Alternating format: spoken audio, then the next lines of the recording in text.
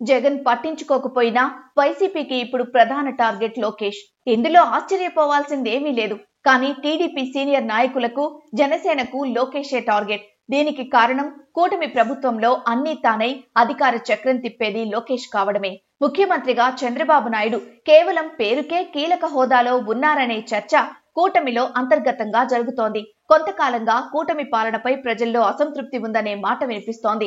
Chandrababu mark పాలన లేనే లేదనే అభిప్రాయం సర్వత్రా వ్యక్తమవుతోంది. చంద్రబాబు అంటే మంచి పాలనా దక్షుడిగా జరిగిన ప్రచారం నమ్మి 2014లో జనాలు ఆయన్ని గెలిపించారు. ఆ పాలన డిజాస్టర్ అయింది. 2019లో ఓడిపోయాక మళ్లీ 2024లో సీఎం అయ్యారు. అదేంటో గాని 4వ దఫా సీఎంగా బాధ్యతలు నిర్వర్తిస్తున్న బాబు పాలనకు 2014 టర్మ్ కంటే చెడ్డ పేరొచ్చింది. ముఖ్యంగా టీడీపీ ఎమ్మెల్యేలు, మంత్రులపై బాబుకు పట్టుపోయిందనే చర్చ విస్తృతంగా సాగుతోంది. టీడీపీలో ఎక్కువ మంది లోకేష్ సిఫార్సు మేరకే టికెట్లు దక్కించుకుని ఎమ్మెల్యేలయ్యారు.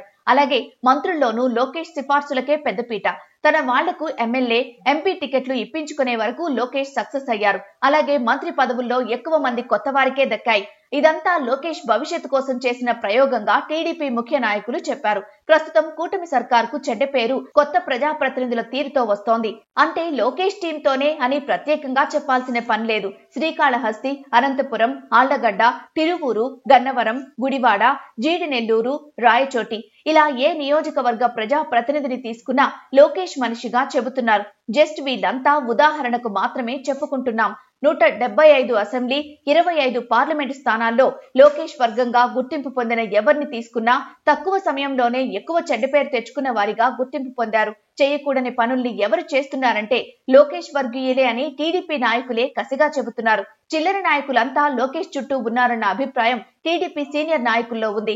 అందుకే ఏడాదిన్నర పాలన కూడా పూర్తి కాకుండానే కూటమి ప్రభుత్వం చెడ్డ పేరు తెచ్చుకుందని టీడీపీ సీనియర్ నేతలు వాపోతున్నారు. కూటమి ప్రభుత్వంలో లోకేష్ టీంకు చెందిన ఒకరిద్దరి మాటకు మాత్రమే విలువ ఉందని టీడీపీ సీనియర్ నాయకులు అంతర్గత సంభాషణల్లో వాపోతున్నారు. మిగిలిన ఏ ఒక్క నాయకుడి పని కావడం లేదని ఆవేదన చెందుతున్నారు.